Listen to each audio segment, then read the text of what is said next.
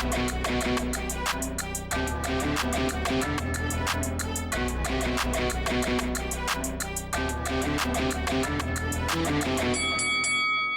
guys, welcome to Boxing Squared for boxing news and views from around the internet.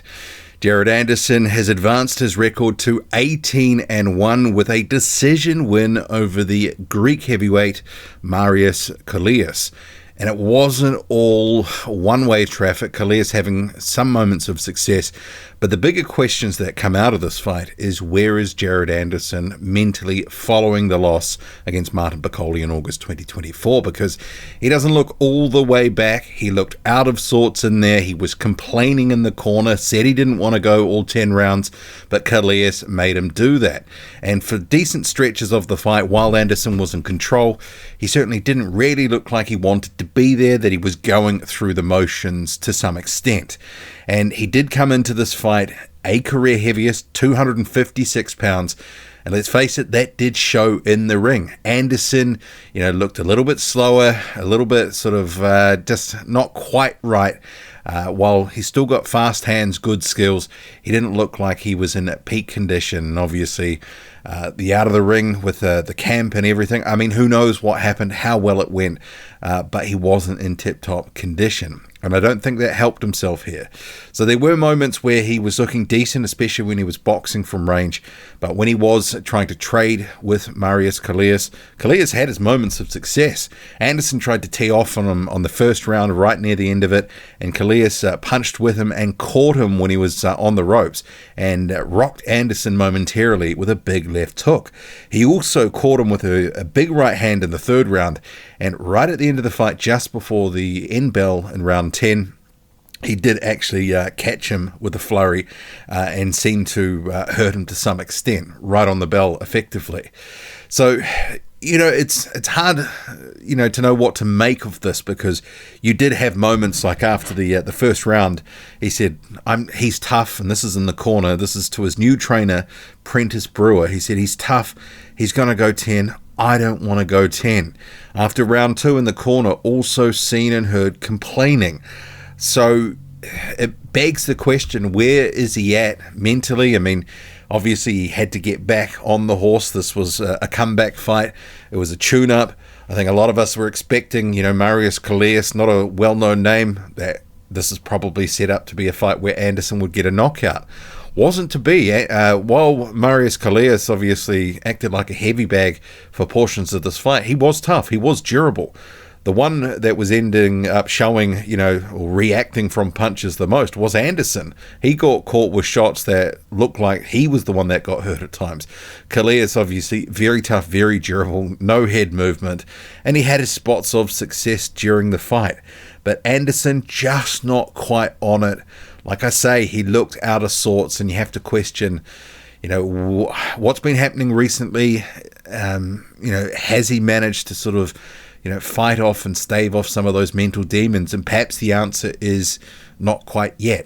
And given it was a pretty so-so sort of showing, what happens next for him? Because he's gone from the face of American boxing in a sense of he was the up-and-coming rising heavyweight, bound for potential superstardom, and ultimately dropped the fight and had looked relatively poor in his return. Sure, don't get me wrong. I mean, he controlled this one. It was a unanimous decision win, 99-91 on 2 cards, 98-92 on the other.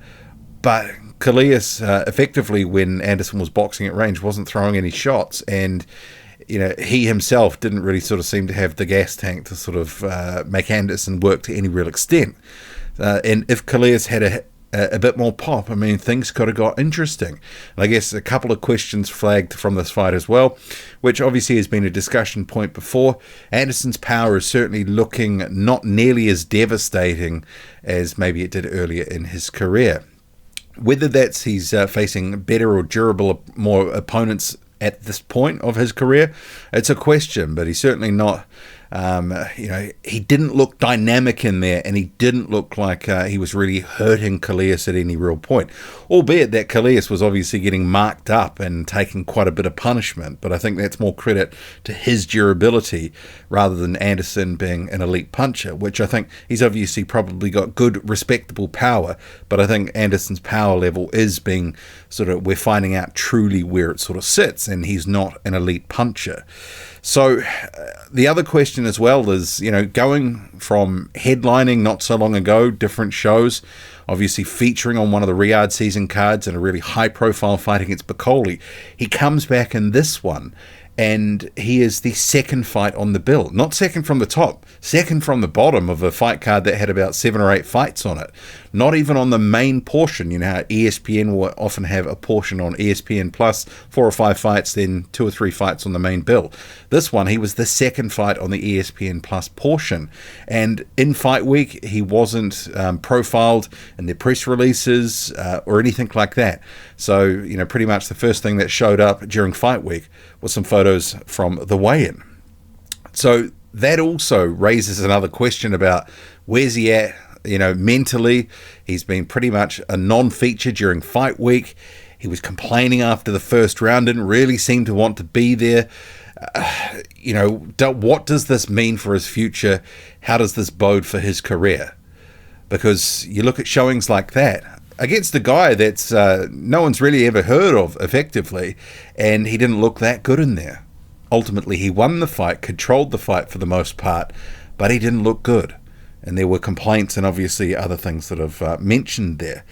So, there were some positives. The body punching, like Anderson normally does, was pretty good at times.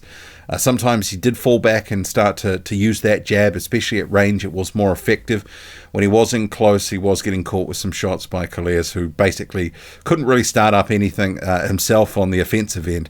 He was just trying to sort of trade with and punch with Anderson at times, and having a measure of success. Clearly, rounds 1, 3, and 10, he got some good shots away that seemingly had Anderson hit and hurt. But obviously as well, Anderson coming back after the knockout, he didn't really look that gun-shy in there. He looked like he was taking the punch as well, but obviously Collias, not a massive puncher. Had he been, could have been some problems. I think defensively, still some of the same old issues about pulling back, but I think at times, as the commentators noted, Tim Bradley in particular, he was maybe rolling a bit more and, getting off the line, not necessarily just going straight back when he was trying to sort of obviously evade some of what was coming back from the Greek heavyweight Marios Collias. So a strange old performance, and hard to know really what to make of it, except to say I don't think he's all the way back mentally, and perhaps the non-featuring in fight week and coming in career heaviest, maybe there's still some issues out of the ring here, and we'll have to see what happens, because what do they do with him now? It's a legitimate question. What happens next? He didn't look fantastic in there. Are they going to struggle to market him? It's a question. He seems to be at least maybe dropped down to the number 2 heavyweight in terms of the American heavyweights in Top Rank stable, with Richard Torres by default of Anderson's loss, seemingly becoming the next bright hope potentially. And Torres also on the broadcast announced in a fight with Guido Vianello. I'll cover that in another video. But yeah, what do you make of it, of this performance? Didn't look good, got the win. I guess a win is a win is a win, goes to 18-1, but certainly a lot of question marks, and this whole thing, the out of the ring, we'll have to see how it goes. Anderson didn't look $1 million. What next? Drop a comment loud and often, hit like, hit subscribe, follow me on Twitter, boxing_squared. I'm out.